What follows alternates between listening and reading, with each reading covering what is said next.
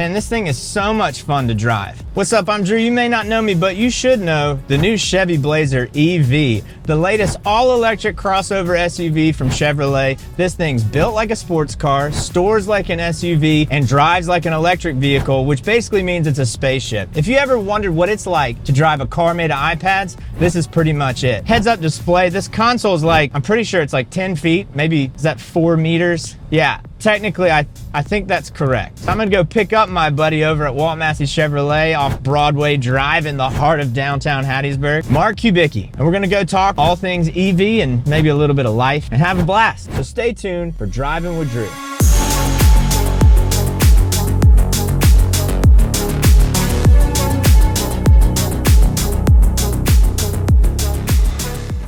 All right, man, so we're here. Yep. Dude, this car has been so much fun to drive. This is a Blazer EV. There was so much, anticipation for what this thing would look like inside. It's gorgeous.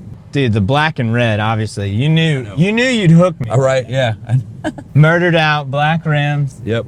Stealth mode. Stealth mode, just doing it. Isn't it amazing though? I mean, just the ride, the interior of this thing is just amazing. Yeah. I didn't at first, the camera rear view. Yep. I was like, I don't know, dude, because it's not the same depth you're used to, right. And you can't check your teeth. Huh, for sure. Yeah, spinach. But no, what's cool though is at night though, it's so much better than a regular rear view at night. I mean, this thing illuminates. I mean, you can see 100 yards behind you at night. It's actually more accurate because you're not looking out the window. You can zoom in and out with this thing. No, I didn't even know. See, look at that, dude. Oh, that makes, yeah, I like that. I think you can, yeah, so we can brighten it. You can do whatever you want to do. Look at all that. Back and forth. Yeah, there we go. You good? I like the zoom. Yeah, the fisheye lens. There you go. Yeah, man, this is killer. Well, and I love the ride. I mean, it's a bit naughty, but I love the acceleration. This is my opinion. The problem with EV cars, I love the technology, but some of these cars that they come up with are just god-awful ugly. I've seen some of these EVs and it's just like, would you lose a bet, dude? Yeah. But this is a gorgeous vehicle. Aesthetically, it looks, dude, sitting still, it looks fast. Absolutely. And the interior, you got all the space and all the screens. Everything is just like right at your fingertips, and but like I said, it doesn't look like you had to sacrifice looking cool to drive an EV. The display, like seriously, how big is this display? What was that, like 17.5 inches? I said earlier it was something like 10 feet or like 4 meters. I don't know. I'm not good at math or conversions, but man. You carry the two and you end up with like 1.5 meters of screen space. I don't know. It's science. It's math. Science. I guess people are so freaked out about the charging thing. Like, oh, it's not a gas station. I'm so used to gas. Well, and I get that, but also you can charge it at the house. It's just a regular 3-prong plug that you use. It's simple, and most people don't realize that they don't go drive 200 miles every time they leave their house. Most of the stuff is around the city. I mean, and now that you've got chargers are popping up all over the city, you've got them over at the campuses at the University of Southern Mississippi's got them. Most of the, all the medical offices have a charging station. I mean, I haven't really gone anywhere where there wasn't a charging station within a 10-mile radius. But, again, it's a little bit of a change. It's a little bit of something new. But I think once you spend time in like what you're doing, you're spending an extended period of time driving, and you start to realize, hey, that's not really that big of a deal. I mean, everybody's going to look for a reason that something won't work, but this worked. It works exceptionally well, and I've got some friends of mine that drive EVs and they love it, and they're like, why didn't I do this sooner? Why didn't I just realize how easy this was? And my wife, for example, she's always worried that she's going to get murdered at the gas station. You know what I mean? You never have to go to the gas station again. I get the objection. But it's once you actually, like you said, once you get in, and it's really not that big of a deal. Well, we're good. We're actually we have a production assistant. Thanks, Tanner. Appreciate it. Best coffee. Is this the cold one? Yes, sir. Yep. Right. And then here, I did it the wrong order. Straight hot black. Yeah. Thanks, man. Appreciate it. Yes, sir. Thank you. Yeah, green coffee. Cheers. Cheers, man. Did you ever know how Tommy ended up starting this company? Yeah, we had him on the Hardy Street Boys. He was making a dog water, a flavored dog water in back. It's flavored dog water. It's like amazing. It's funny, but no, seriously. So Tommy founds this company because he wants to do something with his kids, and he said he was roasting beans in an electric or a popcorn popper or some electric air hot air popcorn popper, and he starts roasting beans. And next thing you know, the dude's got like his own coffee company, and this is only beans. These are only beans that we use at the Kubicki household. This is what we have in our. We have a grinder, like I'm a little bit of a coffee snob, but we've got this machine that we pour the beans into. One side, your water is filtered on the other side. You hit a button, it literally grinds the beans. That moment forces the steam, the water, hot water through the little device, and you get like some of the best coffee imaginable. Yeah. I always tease Tommy, he's like, quit asking people to smell your beans. But this on Broadway is so killer. You know, the fact that this is part of the revitalization, this is pretty much ground zero. This is where it's starting. Oh yeah, for real. And that's another thing that we're really proud about being located downtown, was the fact that, you know, we're not going anywhere. And so many people have responded and said, look, we just love the fact that you're local.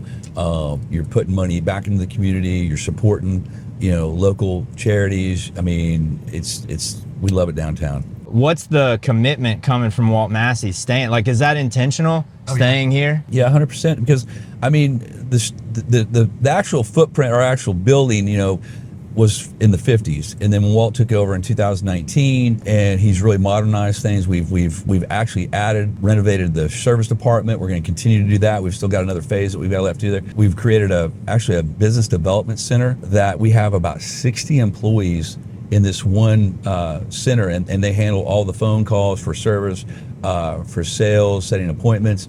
So I think, you know, we went from having, you know, before Walt bought it, we probably had about 25 employees, and now we have close to over 80. So I mean, you know, you're talking about growing, and what's interesting too is that a lot of the people that we've hired on the sales side have been, you know, they spent their time on sales, they were promoted.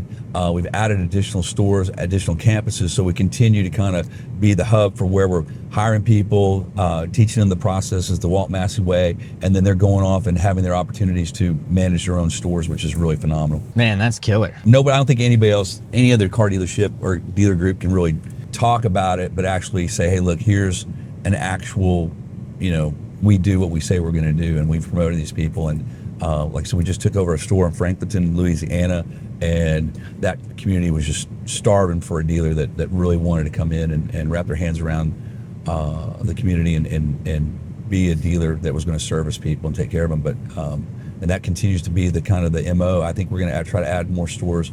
We're up to 9 different campuses now, and they're talking about adding an additional 6 or 7 within the next, you know, as they become available, but hopefully within the next 24 months. There just seems to be a real good energy, and I mean, of course I'm biased, but man, it seems like y'all are getting the awards to prove it. Let me back up for a second. So I went earlier this month, and we were received the award recognition within the top 250 dealerships across North America, which there's over 3,000 dealerships. So we were ranked in the top 250, which is, you know, a huge deal.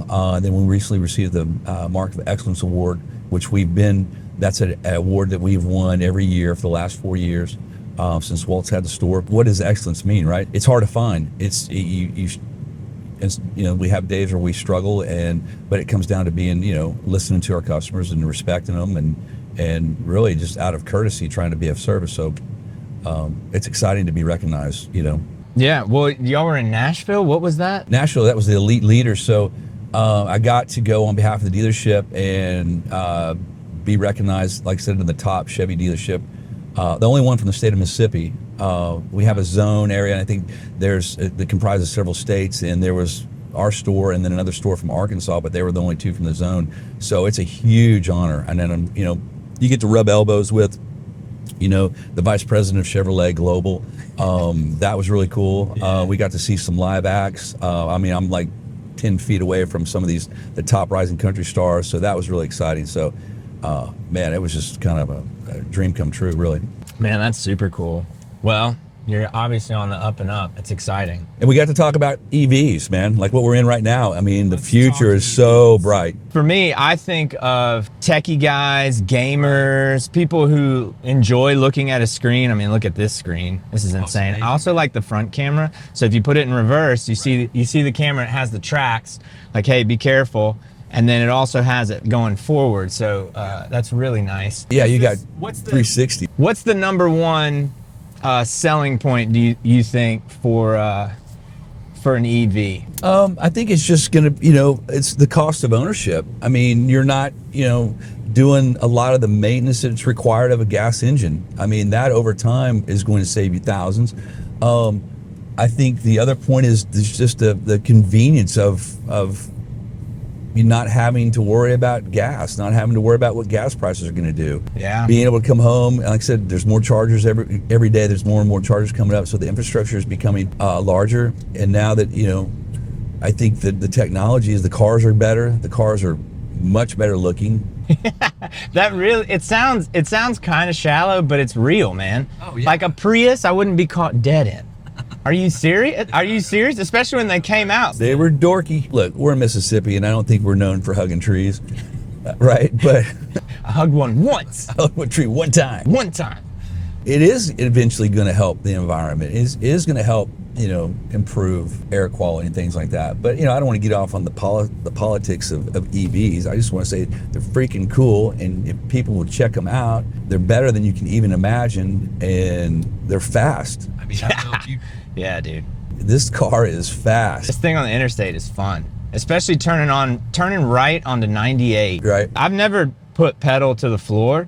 I can go probably halfway down, and then I'm at 55 so fast. Or did you be from 0 to 60 in a heartbeat in this car? I think some people, they love the sound of a V8, and I respect that. But it is kind of cool to just move, and then there's no sound. It has this wah, wah, wah to like kind of warn people that you're near for safety reasons. But man, it's so cool, man, just being able to zip around in this thing. And let's get on the highway. You got time? Yeah, we can do it. It's funny because it kind of, not like it gets away from you, but the first couple times you actually like punch it, you're waiting to hear the engine go. Oh, you're waiting for those gears to change, right? Yeah. There's no gear. No, there's no gear. It just goes like, wait, what? It's like a spaceship. So I drove the other Blazer this weekend, and we went out to run errands in 98, and it's funny, you're like, yeah, you get on a straight shot and you're waiting. It's almost like, okay, is it going to shift gear? And you realize it's not going to shift gear because there's no gear to shift. Why do people get new iPhones every 3 years? You ever ask yourself that question? No, I just get it. It's not like there's anything wrong with my phone. It's just I want the new technology. I want the cool look, whatever it is, or at the latest. We're talking about these EVs, and every year they get better and better and better. You know, I ran the numbers. You could lease this vehicle, walk in, sign your name, do a 3-year lease, set it up for 45,000 miles. I mean, that's 15,000 miles a year. That's average. If you drive a little bit more, no big deal. But you could lease this thing for 3 years with no money out of your pocket, get a ridiculously, you know, reasonable monthly payment for this type of vehicle. And then in 3 years, you walk back in, turn the keys over, and say, hey, let me get into another one. You know, what's this vehicle going to evolve into in 33 years from now? I mean, it can be, you know, more and more technology every year, right? So you can stay, theoretically, it's like your iPhone, man. Every 3 years, you just come in, turn it in, get an upgrade. Every 3 years, come in and get an upgrade. You're not paying for, you're always under warranty. You're not paying for a lot of maintenance. I mean, you know, 45,000 miles, you might need to put tires on it. It's a beautiful way to not own a vehicle per se, but have a vehicle, because most people always have a car note. Yeah. I know most people say, oh no, I'm gonna buy it, I'm gonna keep it, I'm gonna pay it off. That never happens. Very rarely does that happen because people's lifestyles change. You can lease the vehicle for 3 years. You know, hey, if you don't like it at the end of 3 years, you're not going to be, there's no negative equity. You turn the keys in, you walk away. Here's the keys. Give me, what's the latest greatest? What's next? You know, what's the upgrade look like? The majority of your adult life, you have a car. There's a cycle where you drive a car, finance it. Yeah. You drive it for however many years you're going to drive it. You trade it in, and then you got to worry about, well, are they going to give me enough to pay off what still owed on the vehicle, or what's the interest rates like now compared to what they were 3 years ago. Plus with this right here, I mean, you don't care if gas is $5 a gallon. Yeah. It doesn't matter. A good friend of mine, she's got her EV, and she comes and she works right across the street, and she charges about every 4 days. I guess she comes over and she hooks up while she's at work. She'll come over and drop it off on her lunch break. And then, but I think she got a full charge, almost 300 miles of range, and I think she paid $18. Wow. And it's all on her phone. Everything, it tracks everything, all the expenses, everything's on your phone. So if you have a business, like you have a business, are you writing off, you know, mileage? Are you writing off expenses and things like that? Yeah. Well, I mean, you have it all tracked on your phone, so it's actually pretty cool. But I mean, $18 for, you know, 250 miles. I think that's what's really going to get people, because everybody's so turned off by the political aspect, and it's weird that it's even been politicized, honestly. Look, it may not be for everybody. I get that, but I mean, dude, this is I love this car. But if it's more cost effective, if you want to talk about politics with like inflation and everything, well, then I'd be kind of silly not to at least look at it. Mm-hmm. You know, that's the other thing. I mean, especially for going around town, zipping around town, and then with more charging stations, the long distance myth just kind of evaporates. But I think it's also, you know, it's one of those, it's going to take time, and the people that are on the cutting edge that about most things will be cool with this, and then those who are slow to adapt are slow to adapt. It's really, it's not, you can't necessarily change people. I just love that there's an option, because for so long it was Tesla, and you got to be a Tesla bro to have an electric car and be really extreme. I think something like this makes it feel more, well, it's Chevrolet. I know Chevrolet. I don't, Tesla, there's so much like, are they reliable? I don't know. You know, you hear all the stories about them. Chevrolet, it's the bow tie, man. That's dependability. I know I can trust like a rock, right? Like, well, what's all right? So think about it this way, and I may misquote this, but there is a Chevrolet dealership within 15, 20 miles. Majority of people, I think they said something like 85% of the people live within, 15 miles from a Chevrolet dealership. So you have a dealer network, like we talked, like over 3,000 dealers. So the majority of people, I mean, I guess there's some people that live on the fringes and way, way, way out in the sticks, but the majority of the population lives within 10, 15 miles from a Chevrolet dealership. So why would you not want to buy a Chevrolet? I mean, you've got people right there. You know how frustrating it is to buy something, and then I bought like these fans for the shop, right? These monster fans, and I had a control module go out within a year, and I called the guy up and I said, look, what's, if we're under warranty? Oh yeah, you're under warranty for this 5 years, whatever it is. I said, all right, cool. I said, how do I get it when repaired? Oh dude, we don't work on them. It's like, what do you mean you don't work on them? I paid $4,000 for this fan to go in the shop, and a year later the control panels or the motherboard, whatever's fried. Yeah. He said, yeah, we'll send you another motherboard, but you can probably figure it out yourself. I mean, that literally was the response I got. Hey, cool. Thanks, yeah. Cool. Okay. I think more than ever, I mean, people want to know that we're going to be taken care of. People come by and they say, hey, look, can you help me? I got this problem. And we'll just, I've got one guy that sometimes his phone, he listens to Pandora. Well, hey, bro, can you hook my phone? Yeah, come on, let's do it. But you think about all the protests or the objections to electric cars like Tesla. Well, you got to go to California to get it repaired. You got to tow it to New Orleans to get it looked at. You got to like, dude, I'm not, so if I, and if you don't have a home, like a power wall at home, you're gonna have to tow your car if you run out of charge. Just like, how often does your phone die when your car? It's like, yeah, I understand the issue, but like, that's not the reality now. Tesla like moved the needle forward, but now that everybody's like on board with EVs, like I holler at you if I have a problem. I got in a fender bender in my truck, and I'm like, Mark, what do I do? Hey, what do you think? It's just like, well, that's not really. No, I mean, that's very polite, but it's like, that's not really my forte. But it's kind of, if you never said that, but I know you were. There had to be a moment where you're like, dude, what? But it's like, if I have a problem or Shay has an issue, it's like we call Mark, and then it's immediate, like, and then I mean, that's the reality. So now with an EV, if I had an issue, like, hey man, something's up with the battery, or it's not, I didn't charge it, or I forgot, whatever. I know somebody I can call, and it's not just you. Like, if somebody comes in, you have a whole team who's there to service. Oh yeah, man. And help the community. So no, it's a different reality, is my point. No, I get it. I mean, I want you to call me. I mean, that's the whole point. I mean, as a matter of fact, looking back on it, I mean, you get into an accident, somebody runs into you, the first thing you're thinking, like, what do I do now? What's the protocol? What's the process look like? Number one, it's a bummer anytime that happens. But the second thing is, okay, Well, you were way more helpful than my current insurance agent at the time. Well, good. Which was great. Well, part of it too was like, no, man, the bat truck. Remember it was me if I was a truck. I saw it on the lot. The bat truck. what did they do to my bat truck? I knew you would understand. I knew you would understand. Shay's like, well, I mean, hey, that sucks, but it'll be fine. Like, I was like, no, I need to talk to someone who will feel my pain. Shay's like a cyborg, dude. That's why she's successful. But she was just like, get over it, dude. Yeah, from the future. She's wonderful. You guys are absolutely complimentary of each other because there's nothing, you guys are nothing alike, but then you're very much alike. Yeah. It's interesting. Being around you guys is a fun dynamic. I don't know if I've mentioned this before, but man, the conversation we had, St. Patty's Day, you were at my wedding. Yeah. St. Patty's Day, the day after the wedding. Man, that was so killer. Yeah. At the Hot 10 Roof Bar. Yes, that's right. That was killer. So yeah, so my wife, we are so similar in about 50% of the ways, and then from completely different planets in the other 50%.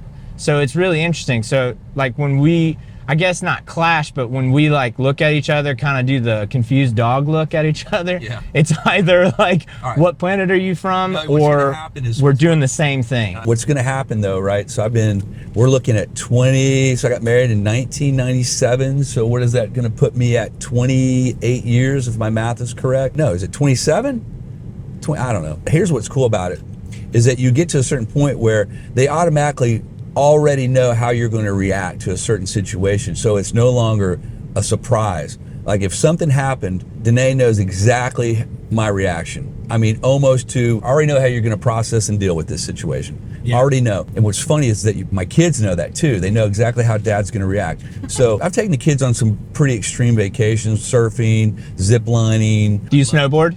All the time, whenever time permits. Watch out. I had Connor on a snowboard when he was 4 years old. I'm not a guy that sit around and lay at the beach. You know, I can do that for about 4 hours, and then I'm like, let's go do something. Yeah. One time we took him on a snowboard trip, and the last day we're there, they had this option. It was out in Utah where you can sign up to ride in the Olympic bobsled. So I'm like, I'm in, right?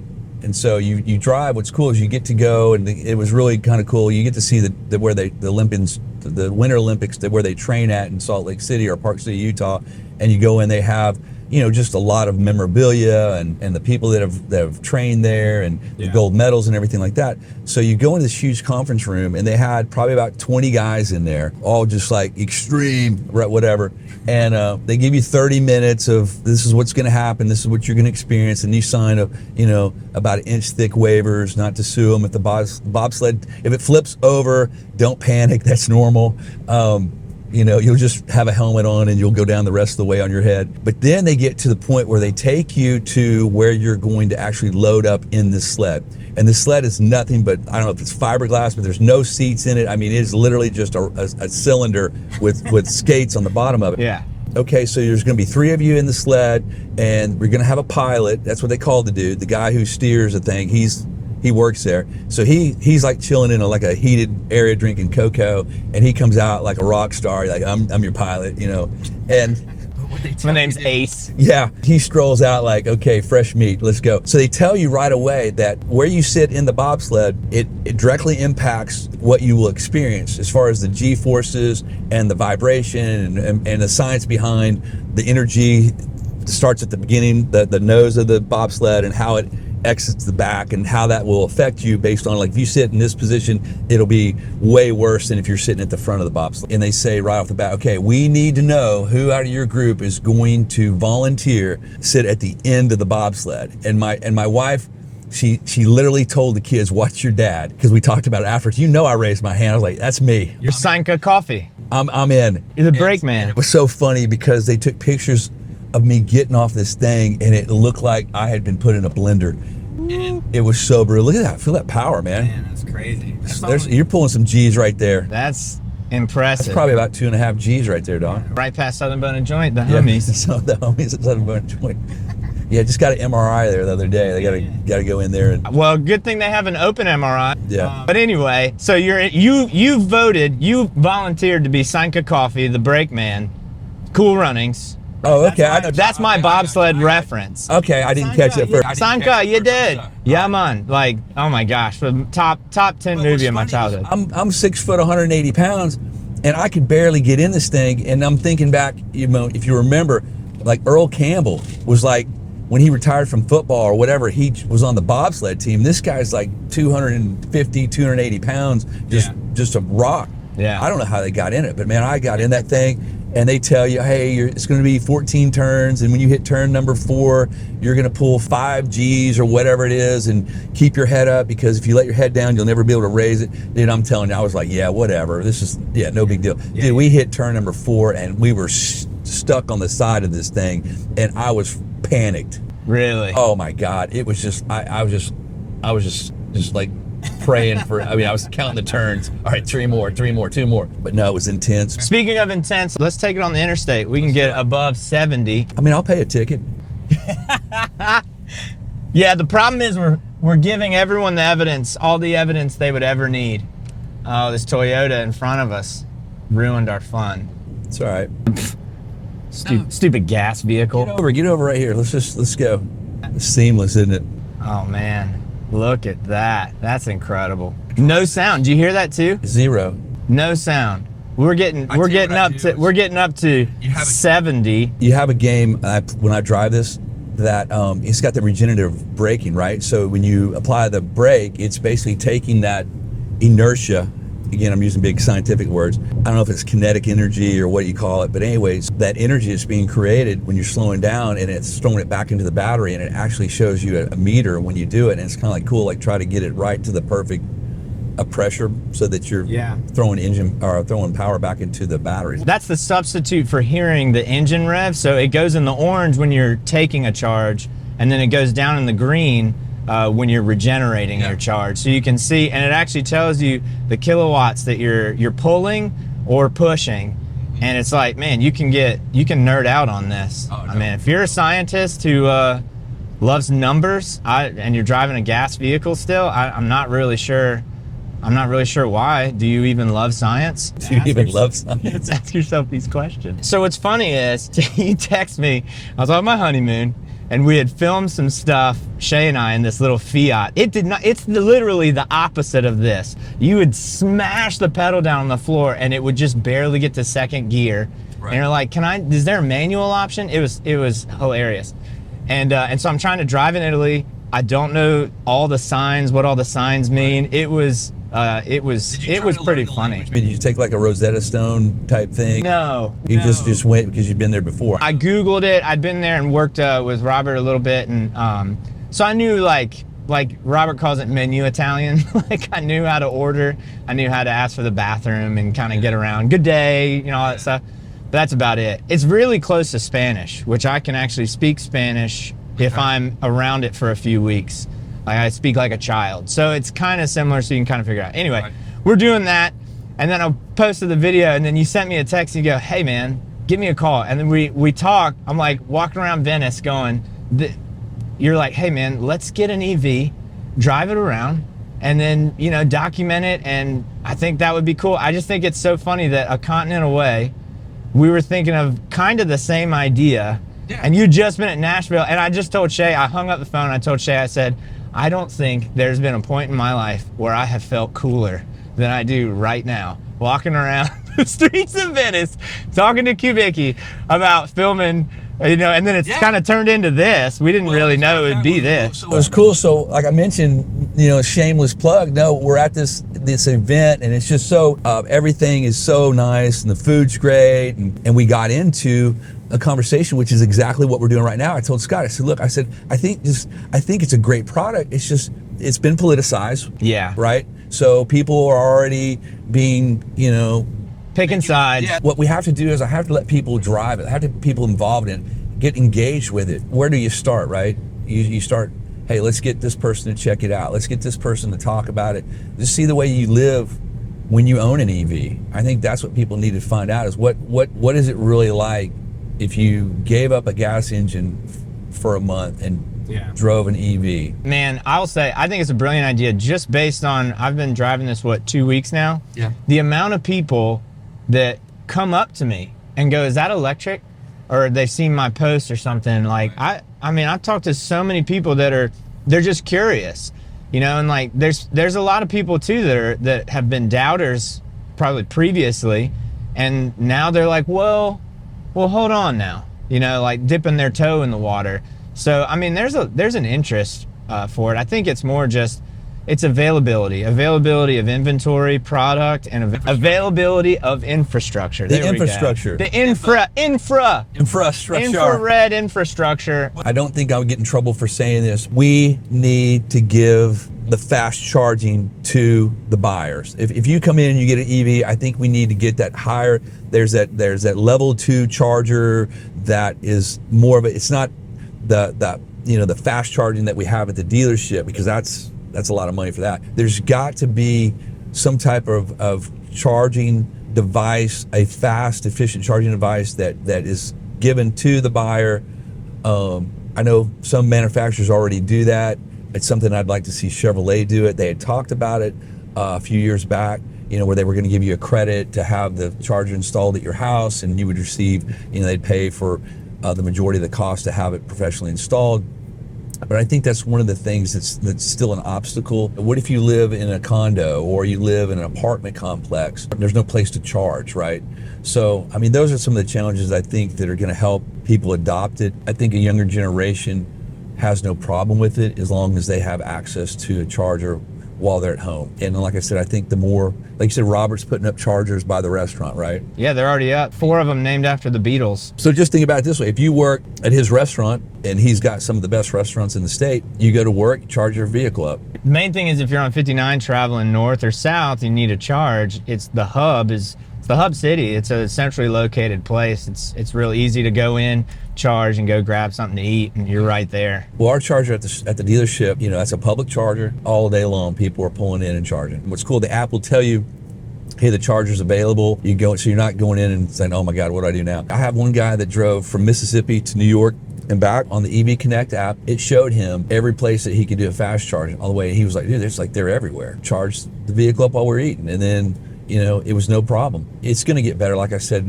I'm excited to see where we're going to be in a year from now, 2 years now, really in 3 years from now. I would say we're going to see some amazing technology and some amazing product. We got a Corvette that's, the E-Ray. Oh my gosh. That thing, I saw that in person. Didn't get to drive it, but it was just, A Corvette with the torque of an electric vehicle. Those little electric slot cars when you were growing up, man. It's crazy. Commercial vehicles are going to go EV. I think it's going to be, there's the tax credit. There's this thing called the carbon credit. You and I talked about it. Yeah. One of those things where businesses are going to receive benefits if they're, doing things that not only good for business, but good for the environment and stuff like that. Like I said, I'm not a tree hugger by any means, but I do like technology. I kind of like the planet I live on. Mars sounds cool, but I don't want to live anywhere else. I like clean water. How's the breeze at any of those planets? Let me know how that is. The breeze on your face. So no, I mean, it's kind of funny how that's been shaped by, mainstream media and all that stuff. But honestly, just from a consumer standpoint, this is fun to drive. It's quick. The thing corners. The display is beautiful. This is a work of art. It's a flat screen TV. I love the Google Maps. Like, it's so big and interactive. It's really responsive to my voice. This is like a sports car. Well, and then all my film gear fits in the back. Right. And those seats fold down. I don't have to fold the seats down to fit everything in the back, which it's my kit is getting a lot bigger these days. So it's nice to have that space there, and and it's super easy to pull the seats down too if you have to. But then seats 3 in the back very comfortably. I drove the family around on Father's Day, showing them, and so like it's comfortable, it's nice, there's plenty of room, and EV's the future. But man, this has been a blast getting to drive around, and honestly, man, just thanks for making me feel super cool and giving me the opportunity, because this is so much fun. I'm gonna have to take some other people for a drive. Is that cool? No, I want you to. I want you to get some people in here and just let do what you do on your podcast, and just people get to cruise around in it. Because I tell you what, you get into the inside of this interior, and you're gonna be like, what? This is sick, man. Yeah. This is beautiful. Seeing it's so comfortable too. I mean, this is you could road trip. Oh yeah, no problem. The AC seats, man. I will never have a car again without AC seats. I don't care what I have to do. It's hilarious. All right, man. Well, I appreciate you. This has been a blast. No, for sure. I'm glad we got to do it. Back home at the mothership. Love it. Appreciate it, man.